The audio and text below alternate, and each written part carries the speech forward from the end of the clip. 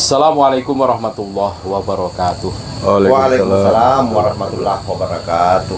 Pemirsa setia channel kami, alhamdulillah pada kesempatan yang berbahagia ini bisa menyapa kembali saudara-saudaraku semua sebangsa setanah air. Dan alhamdulillah pula pada kesempatan yang berbahagia ini bisa bertemu dengan Gusmar KPN Nusantara. Sehat Gus? Alhamdulillah sehat. Dan ini sebenarnya sudah terkenal. Beliau adalah kader GP Ansor dari Makassar. Wah, luar biasa. Kemarin telah mengikuti apel Harlah Ansor yang ke-91 di Gor Satria Purwokerto Banyumas. Betul. Ini luar biasa. Jauh-jauh dari Makassar datang ke Banyumas. Sugeng Rawuh Makassar, luar biasa.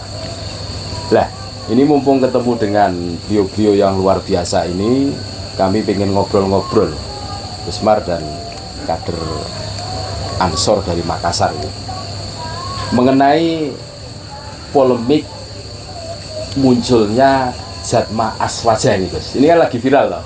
Nah, kok tahu-tahu ada deklarasi Jatma Aswaja. Kalau Jatman ini sudah familiar lah, kan familiar. Lah ini kok tahu-tahu kok ada deklarasi Jatma Aswaja. Ya siapa lagi kalau bukan dari geng Pekalongan itu, Gus ya. Lah ini menurut pandangan Gusmar sebagai pegiat media sosial ini bagaimana menyikapinya? Kita sebagai warga NU ini seharusnya bagaimana ini? Mas Sumarno dulu aja. Oh, Mas Mas Sumarno dulu. Ini ya, menurut pandangan Mas Marno ini gimana ini? Tentang fenomena deklarasi Jatma Aswaja. Ini yang digagas di Pekalongan ya. Ya. Jadi saya kira yang pertama memang bahwa harus diurai dulu Oh iya ya.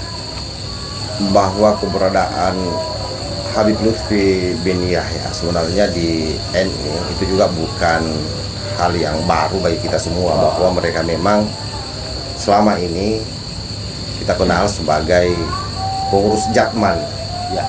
sebelum adanya ini Belum polemik dulu kan. polemik Ah, ya.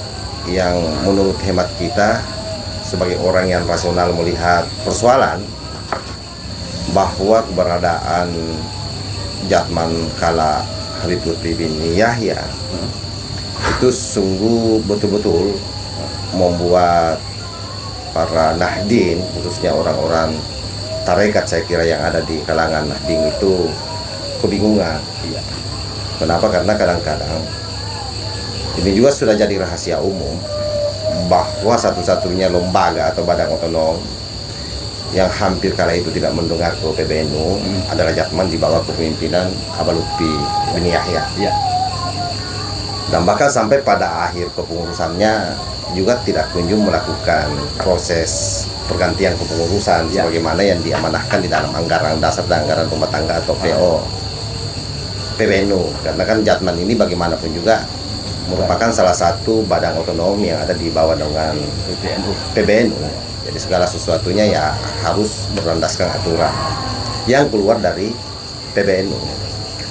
Nah, sampai kemudian pada akhirnya tentu sebagai organisasi besar ya, salah satu organisasi besar di seluruh dunia, tentu akan berupaya menjaga marwah dan martabat organisasi ini demi untuk menyelamatkan jamaah.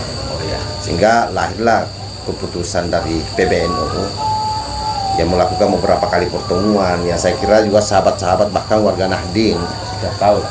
lah bagaimana pertemuan yang dilakukan di Surabaya, dan bahkan saat itu kan ada perlawanan dari Habib Lutfi yang sempat bersurat untuk para pengurus Jatman wilayah ini untuk tidak datang di Surabaya, tapi rupanya hal tersebut tidak mampang.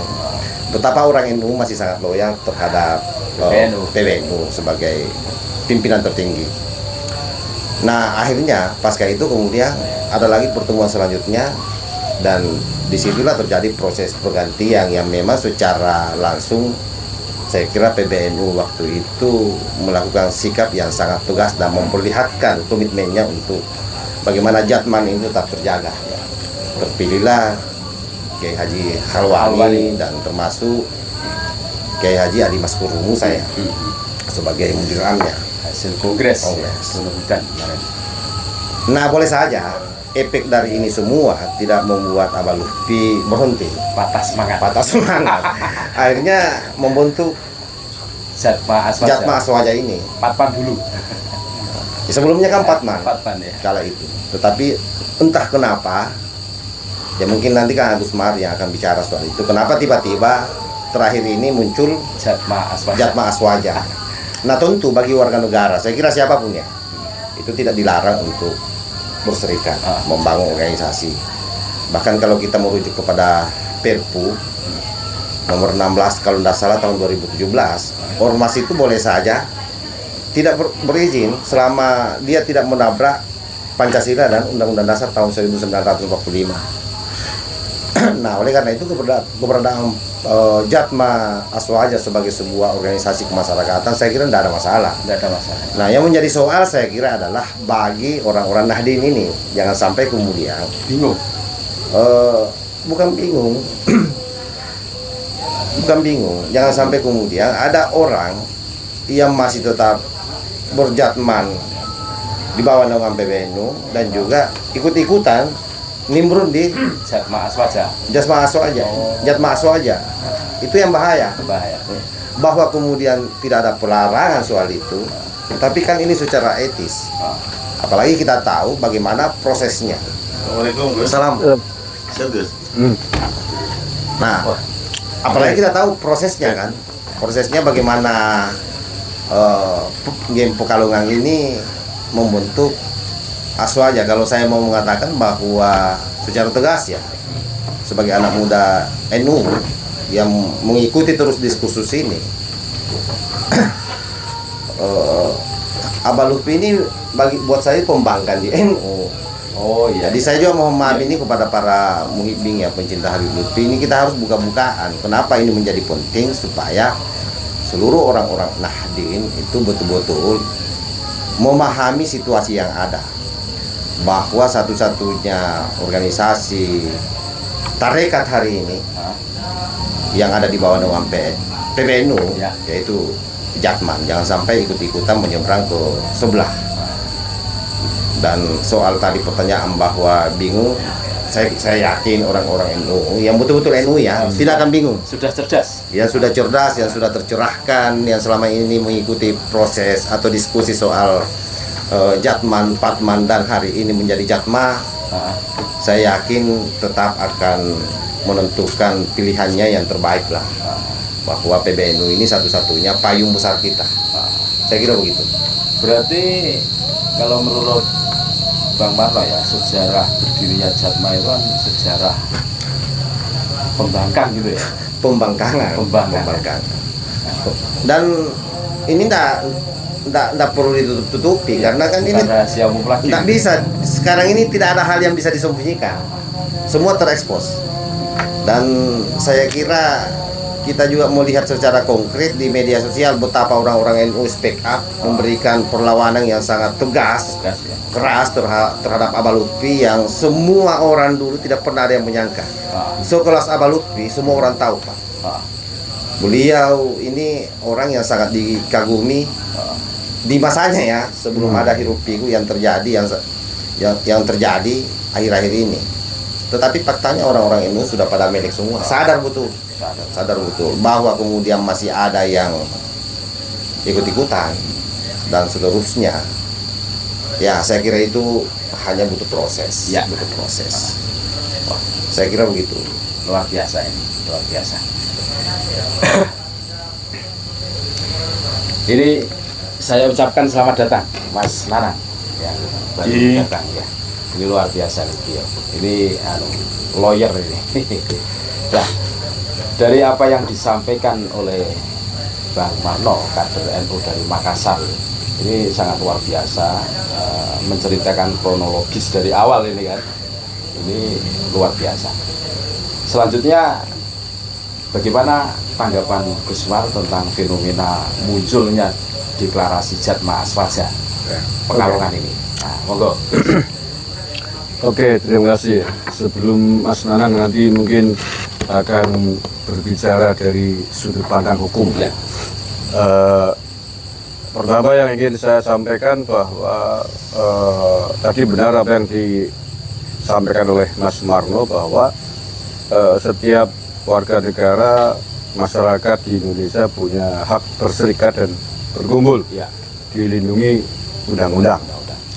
Tapi dalam konteks Catmanya Lutfi bin Yahya, saya kira bukan hanya itu persoalannya, tapi ada persoalan lain. Di antaranya yang terpenting adalah persoalan etika berorganisasi yang tadi disampaikan. Jadi secara legal formal ya, sebelum detail nanti Mas Nanang menjelaskan, secara umum menurut saya tidak masalah, punya otoritas, punya hak membuat lembaga siapapun. Yang penting lembaga itu tidak bertentangan dengan prinsip-prinsip kita di dalam berbangsa dan bernegara. Nah, yang pertama dari sisi penamaan, Catma kan singkatan dari Jamiah Ahli Thoriqah Al-Mu'tabar. Nah, Al-Mu'tabar maksudnya apa? Yang terkenal. Yang mu'tabar, yang masyhur, yang diakui legal. Nah, dari sini sendiri kita sebenarnya perlu mempertanyakan tarekat yang akan diwadahi oleh Lutfi bin Yahya, tarekat apa? Mu'tabarnya sejauh mana gitu. Ini perlu dipertanyakan. Karena dari sisi konteks pribadi Mbah Lutfi bin Yahya sendiri, beliau mengklaim diangkat mursyid oleh gurunya Mbah Malik, yang notabene guru sepuh kita semua di sini di Banyumas, ya asal Banyumas. Sejauh yang kita teliti, kita bertanya kepada tokoh-tokoh yang usianya ketika itu menangi atau sezaman dengan Lutfi bin Yahya di sini, sering berkunjung ke pondoknya Mbah Malik. Sampai detik ini, saya dan teman-teman lain belum menemukan kesaksian, testimoni bahwa Mbah Malik pernah mengangkat Lutfi bin Yahya sebagai mursyid thoriqah dari Mbah Malik yang dia klaim adalah thoriqah Syadziliyah. Nah, sementara semua orang di Banyumas tahu, kiai di Banyumas tahu bahwa Mbah Malik itu thoriqahnya adalah thoriqah Naqsabandiyah Kholidiyah yang didapat dari gurunya yang notabene adalah Mbah abahnya sendiri, yakni Mbah Ilyas Sokaraja. Mbah Ilyas Sokaraja sampai hari ini turun kepada putra-putranya, penerus-penerus mursyid, thoriqahnya adalah Naqsabandi Kholidiyah, bukan Syadziliyah. Nah, ini kok makanya mu'tabarkah klaim kemursidan Lutfi bin Yahya sebagai mursyid Syadziliyah yang katanya mengaku didapat kemursidannya dari Mbah Malik Kedung Baruk. Nah, ini sekali lagi saya tidak sedang mengatakan sah atau tidak, tetapi setidaknya sampai detik ini atas penelusuran kita semuanya melakukan penelusuran kepada saksi, tokoh-tokoh, sepuh-sepuh, orang yang sezaman dengan Lutfi bin Yahya dulu di sini. Saya belum mendapatkan yang lain, Gus Aung sendiri, Gus Muson sendiri, belum mendapatkan orang yang mengatakan, membenarkan bahwa Lutfi bin Yahya diangkat mursyid oleh Mbah Abdul Malik Kedung Baruk. Bahwa Lutfi bin Yahya adalah sering ke pondoknya Mbah Malik, yes, mereka menyaksikan. Tetapi apakah diangkat menjadi mursyid thoriqah oleh Mbah Malik? Belum ada yang bersaksi mengatakan. Belum ada yang mengatakan, misalkan diceritain atau Mbah Malik bercerita bahwa saya pernah ngangkat LBY, belum ada. Saya sudah survei ke beberapa orang, begitu juga yang lain, Gus Aung, Gus Muson dan yang lain. Artinya dari sisi kemuktabaran beliau sebagai mursyid Syadziliyah yang mengklaim diangkat guru mursyid oleh Mbah Malik masih tanda tanya besar. Apalagi kemudian kalau lebih jauh kepada perkumpulan thoriqah yang lain. Karena kemuktabaran beliau sendiri, dia sendiri sebagai mursyid Syadziliyah dari Kedung Baruk, Banyumas, ini dipertanyakan. Tidak muktabar sama sekali. Tidak muktabar sama sekali. Bukan lagi dipertanyakan. Dari sisi kalau berbicara muktabar loh ya. Satu itu. Yang kedua, bahwa saya juga sependapat bahwa para mursyid thariqah, pengurus Jatman NU Ya. di semua levelnya, baik dari Jatman Aliyah atau Jatman Pusat, Jatman Wusto atau Provinsi, dan Jatman Subyah Kabupaten seluruh Indonesia, saya yakin mereka tidak akan terpengaruh atas berdirinya Jatma Aswaja ini, karena mereka sudah punya wadah yang jauh lebih jelas, kredibel, yaitu Jatman NU yang tidak lain adalah bagian dari badan otonomnya milik Nahdlatul Ulama di setiap levelnya. Akan tetapi ketika misalkan kok ada pengurus Jatman yang mau bergabung dengan Jatmannya Lutfi bin Yahya, ya menurut saya malah bagus. Artinya untuk sekaligus sebagai seleksi alam. Oh, berarti dia masih lebih memilih thariqah bersama dengan Lutfi bin Yahya, bersama dengan thariqah Ba'alawiyah kalau menurut saya lebih tepat disebut thariqah Ba'alawiyah. Thariqah yang didirikan oleh keturunan Ba'alawi Yaman. Gak apa-apa, itu kan hak. Tetapi kalau begitu ya harus konsekuen dong. Kalau milih gabung dengan barisannya Lutfi bin Yahya, thariqah Ba'alawiyah ini mundur dong dari Jatman NU. Secara apa tadi, etika berorganisasi. Karena kelahiran Jatma ini tidak salah kalau dikatakan sebagai lahir dari didahului atas sikap pembangkangan Lutfi bin Yahya terhadap NU, dalam hal ini PBNU, karena beliau ketika itu kan Rois Am Jatman Pusat. Membangkang, gimana nggak disebut membangkang, membuat surat instruksi kepada pengurus Jatman untuk tidak menghadiri undangan PBNU. Itu kan pembangkangan yang terang-terangan, faktual, tertulis. Nah, orang yang sudah membangkang kepada PBNU, kalau ada pengurus NU mau ikut bergabung, berarti ikut barisan pembangkang dong. Ya, bersekutu dengan Nah, kejahatan. kalau sudah ikut barisan pembangkang, ya jangan ikut barisannya NU. Menurut saya seperti itu. Saya kira sementara itu dulu. Intinya berarti Jatma Aswaja itu dari apa yang disampaikan Gusman, Bang Marno, ini Jatma Aswaja ini bukan NU ya, jelas begitu. Ya bukan. Sudah pasti. Kalau itu sih mereka juga ngomong.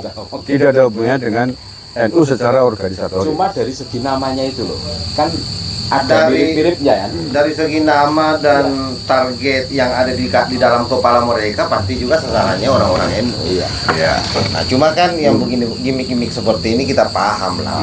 Paham. Mungkin tidak pede. Soalnya Kak, kalau saya secara lebih ekstrim sebenarnya, ketika orang bicara masalah tarekat harusnya tidak lagi tergiur dengan label-label Ya, seperti itu, harus kemudian membuat organisasi baru untuk menyaingi apa yang sudah ada ya, kira-kira begitu. Menurut saya yang sudah ada jauh lebih terhormat, jauh lebih mulia, Lebih mulia, Lebih bayangkan kabar gitu. lebih mutabar. ini sudah berapa puluh tahun kan? Usianya ini Jatmania sudah ada di PBNU. Nah, mumpung saya ingat, Mas Marno kan bagian dari pengurus GP Ansor, Iya. baik di wilayah maupun di tingkat pusat. Nah, kita kan sampai hari ini sering melihat ada orang beratribut banser pada acaranya Lutfi bin Yahya di Pekalongan. Nah, ini perlu dipertanyakan. Masa banser mau ngawal orang yang bangkang kepada Jadi NU? saya kira jelas aturannya ya. Yang pasti kalau di Ansor, Banser itu perintahnya jelas. Bahwa seluruh agenda-agenda formal, agenda-agenda formal organisasi itu akan ada surat perintah yang keluar langsung secara terkoordinir ke bawah. Nah, cuma saja tidak bisa juga dihindari. Kadang-kadang sahabat-sahabat kita di bawah yang mungkin karena itu tadi butuh proses, kasih saking kecintaannya terhadap label ulama. Dan semua orang paham lah bahwa yang namanya terutama Banser itu kan memang mengawal ulama. Jadi dalam perspektif sahabat-sahabat sampai hari ini, saya yakin bahwa mereka melakukan itu semua itu murni dari dalam, bukan atas perintah organisasi. Karena secara organisatoris sampai hari ini kalau ada pengawalan yang resmi itu pasti ada surat perintah secara berjenjang ya, tergantung dari level kepengurusan mana yang melakukan perkhidmatan tersebut. Saya kira seperti itu. Berarti selama ini belum ada kejelasan gitu. Ya saya kira jelas. Jelas. Maksudnya jelasnya di sini bahwa Jelas pembangkang gitu. Sama misalnya acara yang tadi kan, yang kemarin ini di Harlah. Semua banser ansor yang berjaga di situ sudah pasti itu berdasarkan surat perintah. Nah kira-kira seperti itu. Nah kalau misalnya ada acara-acara pengajian dan seterusnya itu yang misalnya tidak ada surat perintah, bisa jadi itu individual, individual karena ilegal mungkin secara organisasi. ilegal secara organisasi. Maksudnya enggak itu kecintaan terhadap orang yang dianggap sebagai ulama. Atau mungkin banser yang masih mukibin. Yang telat mengikuti informasi. Kalau secara etik kan bagaimana mungkin toko yang membanggang PBNU kok masih dijaga. Ini gimana etiknya itu? Oke. Oh luar biasa ini percakapan obrolan kita pada malam hari ini. Ini mumpung ketemu dengan Mas Nanang ini, lawyer kita dari Nanang Sugiri, advokat Tribata Banyumas. Saya banjar juga loh, Gus. Mantan Kasatkor ya? Mantan Kasatkor di sini. Balan di Mojokerto.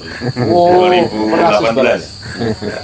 Moga Mas Nanang gimana perspektifnya tentang Jatma Aswaja ini dari kacamata perspektif hukum ya. Perspektif hukumnya bagaimana ini? Baik, terima kasih.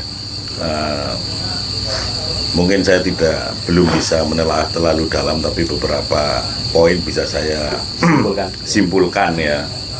Yang pertama bahwa kebebasan berpendapat, berserikat, berkumpul dan berorganisasi jelas kita sepakat bahwa itu dijamin dan dilindungi, diatur di dalam Undang-Undang Dasar 1945.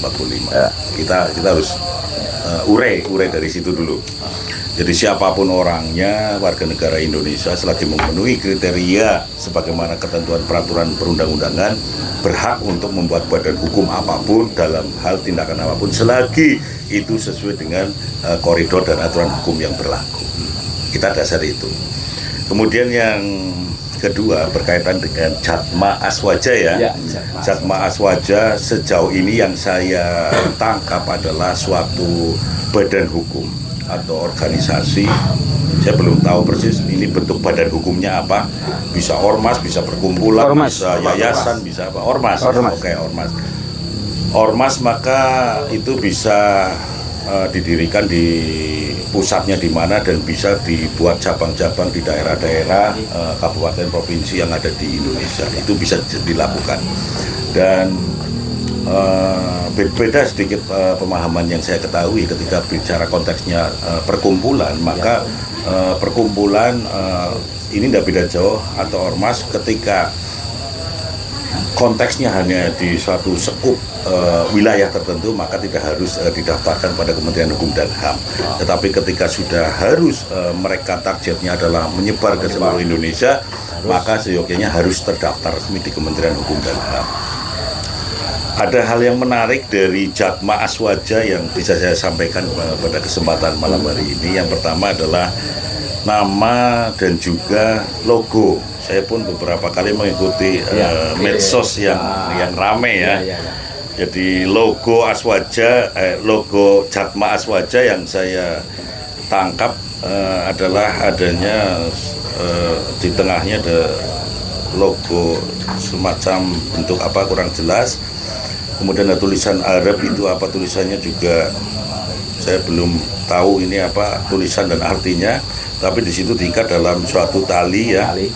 Tali, terus kemudian ada bintang ya 1, 2, 3, 4, 5, 6, 7, 8, 9 identik dengan di luar tali ini ada bintang 9, kemudian nama Aswaja. Sedikit mengacu kepada perlindungan hukum terhadap suatu karya cipta dari suatu badan hukum yang sudah terdaftar resmi di dalam Kementerian Hukum dan HAM.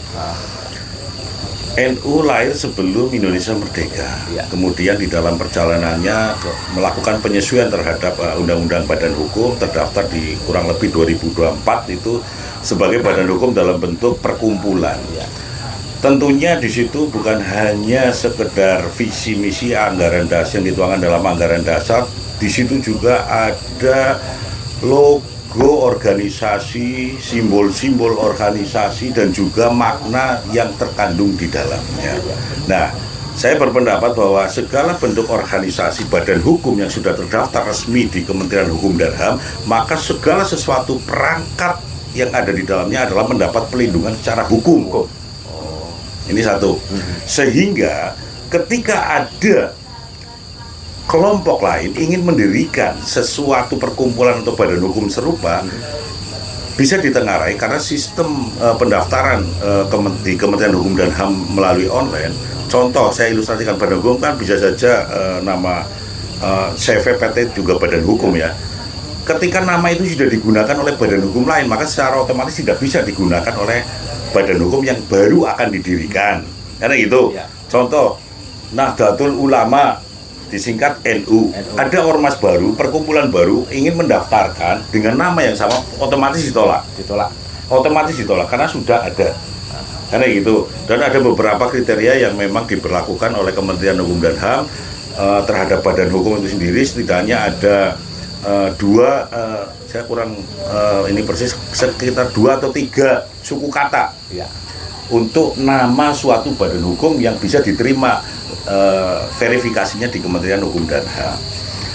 Nah, berkaitan dengan sistem yang ada di Kementerian Hukum dan HAM, ini melalui pendiriannya harus melalui notaris, notaril dan notaril yang mengupload ke Kementerian Hukum dan HAM, karena sistemnya online. Sistemnya online sehingga sangat dimaklumi ketika ada error dan sebagainya. Tetapi tidak menghilangkan hak pelindungan hukum terhadap suatu badan hukum yang sudah terlebih dahulu terdaftar resmi di Kementerian Hukum dan HAM. Kenapa saya sampaikan demikian? Di situ ada logo tali dan juga bintang 9 yang ada di luar tali. Itu saya rasa sudah melekat di dalam ugorampe ya. Hal-hal yang mengikuti pendaftaran legalitas ke Kementerian Hukum dan HAM yang dilakukan oleh Nahdlatul Ulama. Logo ya, dan juga nama, karena visi misi itu juga melekat di dalam anggaran dasar atau tujuan daripada perkumpulan atau organisasi. Aswaja itu kan identik ahli sunnah wal jamaah. Itu adalah sebagai saya yakin, coba searching aja di dalam anggaran dasar, anggaran rumah tangga Nahdlatul Ulama itu sudah masuk dalam ideologi.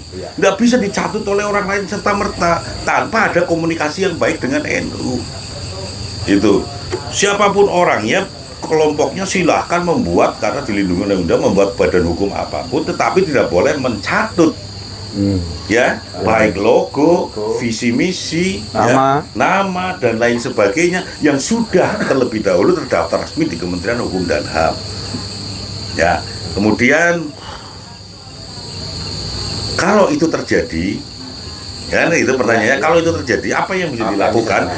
NU, PBNU bisa melakukan tuntutan hukum baik secara pidana maupun secara perdata. Di dalam Undang-Undang Hak Kekayaan Intelektual itu diatur. Karena itu secara otomatis melekat. Yang bisa menganulir siapa? NU sendiri. Apa itu? Makna itu apa? Kamu menyerupai dan menggunakan yang sudah digunakan oleh NU itu sendiri. Dan secara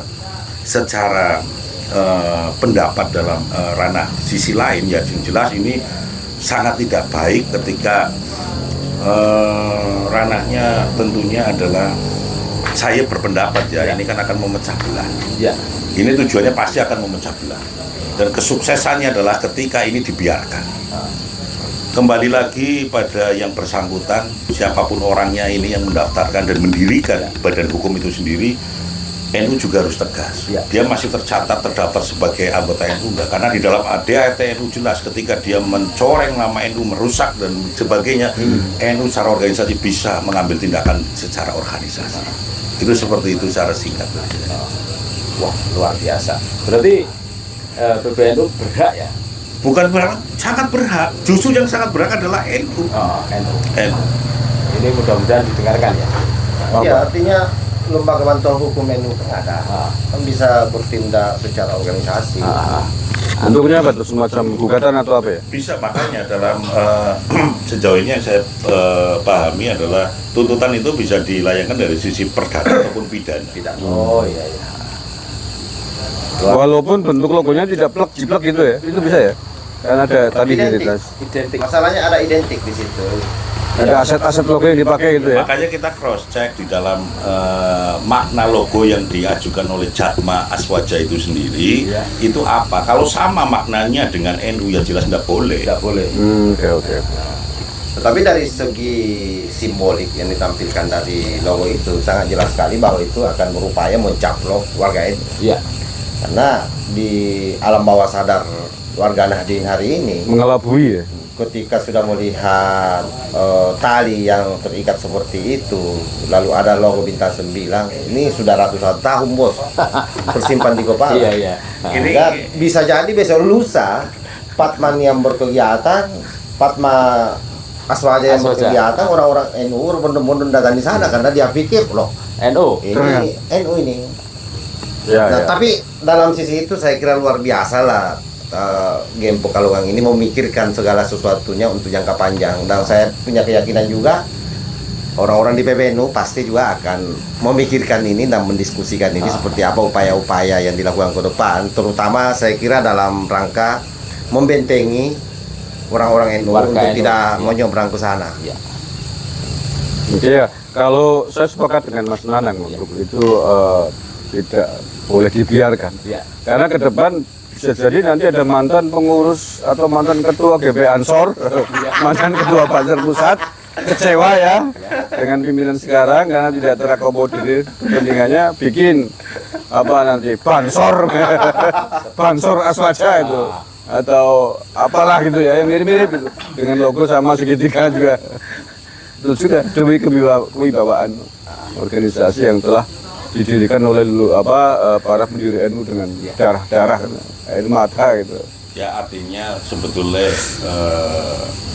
peran daripada negara melalui lembaga Kementerian Hukum dan HAM-nya ini mesti juga harus mengevaluasi kinerjanya. Artinya tidak demokrat betul bebas, semua bebas membuat ormas apapun, tetapi ya kan setidaknya tidak hanya melihat hal-hal yang sifatnya aktual saja. Artinya apa? Ada maksud apa di belakang itu juga harus ditelaah dengan baik sehingga ke depan ini tidak memicu hal-hal yang sifatnya kontroversi seperti ini. Jadi penilaiannya bukan hanya normatif toh, 3 suku kata terus kemudian nama tidak boleh sama, tidak boleh menggunakan logo yang sudah digunakan. Tidak seperti itu saja. Artinya ketika memang perkembangan ke depan Kementerian Hukum dan HAM bisa melakukan terobosan, ini ormas ini tujuannya apa kan bisa dianalisa. Ketika para pendirinya, jejak-jejak para pendirinya itu siapa? Artinya harus lebih dalam Harus lebih dalam kajiannya. Tidak hanya seperti itu. Tidak hanya legal formal ya. Betul. Dan tidak hanya dilakukan secara sistem online. Jadi kita berharap bahwa lembaga Harus ada tim. Iya. jadi lembaga negara ini jangan sampai hanya menjadi alat bertengkarnya ormas. Alat legalisasi kelompok yang kecewa. Itu lebih parah lagi. Saya kira mending itu, setuju gitu. Jadi menelisik lebih dalam demi keutuhan bangsa dan negara kan. Tujuannya kan demi keutuhan umat. Iya, karena kan bangsa kita ini lelah kalau ngurusi konflik terus, Pak. Lihat substansinya. Ketika ini ternyata ini mau bikin gara-gara nih kalau diizinkan, mau bikin masalah baru ya jangan diizinkan. Harusnya direm, dan itulah sebenarnya fungsinya negara ada. Jangan negara ini itu tadi justru kemudian menjadi bagian pemicu dari terjadinya konflik. Jadi harus ada langkah-langkah awal sebagaimana yang disampaikan tadi oleh Pak Pengacara yang mesti secara recheck dilakukan oleh teman-teman di Kementerian Hukum dan HAM. Dan ini pasti diskursusnya akan panjang ini, Bu. Iya.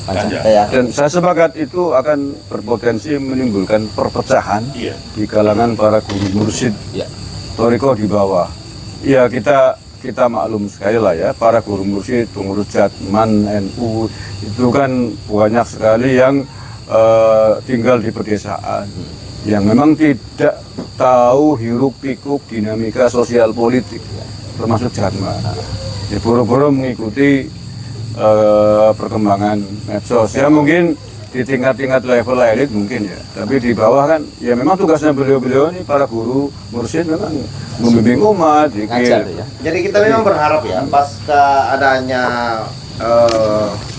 organisasi baru ini, saya sebenarnya malas menyebut namanya. Itu orang-orang NU juga secara struktural Ya. memang melakukan sosialisasi terkait dengan situasi yang ada ini, sehingga itu tadi tidak sekonyong-konyong orang karena melihat ada tali di situ di logonya ada bintang 9 lalu kemudian ikut-ikutan karena menganggap ini juga NU. Jadi sekali lagi bahwa organisasi di bawah dengan PBNU kalau bicara soal tarekat, saya kira clear itu Jatma. Jatman. Dan Jatman bukan NU.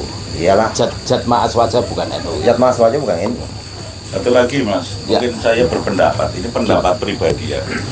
NU itu organisasi yang sangat besar dan sangat bagus, kuat sekali di dalam perlindungan anggota organisasinya dalam anggaran dasar dan anggaran rumah Ya. tangga, sangat kuat, termasuk peraturan organisasinya. Bahwa saya berpendapat ketika ada pengurus NU di level manapun, tetapi diketahui dia itu ya kan melakukan tindakan individu organisasi double kepengurusan masuk ke pengurusan sebelah, ini pun harus diambil tindakan dengan tegas, Mas. Karena ndak bisa terkait masalah, karena NU mengatur rangkap jabatan juga loh, Mas. Lebih ini rangkap jabatan terhadap di luar NU, dan termasuk orang-orang pendiri ini mesti PBNU mengambil sikap, panggil itu klarifikasi, maksud lu apa, lu kan masih terdaftar nggak? Kalau memang terdaftar di dalam organisasi NU, kartanunya punya enggak? Kan kayak gitu. Dan anehnya lagi Sekjen Jatman ini mantan Sekjen PBNU, orang nomor 2 di PBNU di masa lalu, mantan Sekjen PBNU. mantan Sekjen PBNU. Ya harus Jadi, ambil tindakan lah. sungguh Dan luar biasa, organisasi harus tegas. Karena tegasnya ini bukan arogan dan bukan, mohon maaf, NU, kenapa saya katakan NU harus tegas, karena demi menunjukkan marwah organisasi. Organisasi NU itu diatur dan dilindungi keanggotaannya, ke organisasinya di dalam anggaran dasar dan anggaran rumah tangga. Hukum organisasi anggaran dasar dan anggaran rumah tangga. Ketika menegakkan itu bukan masalah galak, bukan masalah tidak toleran, bukan masalah tidak balas budi kepada siapapun, baik dia pernah menjabat di kepengurusan PBNU. Ya. Bukan, ini demi marwah organisasi. Hitam katakan hitam, putih katakan putih. Sepakat. Ini yang terbaik seperti itu.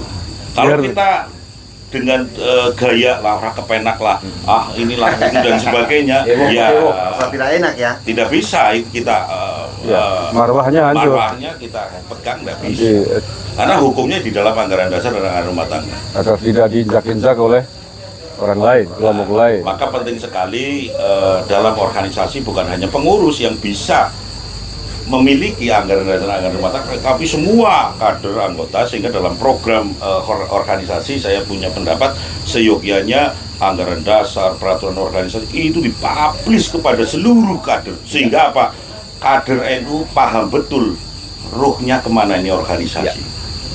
Itu seperti itu, Mas. Sepakat.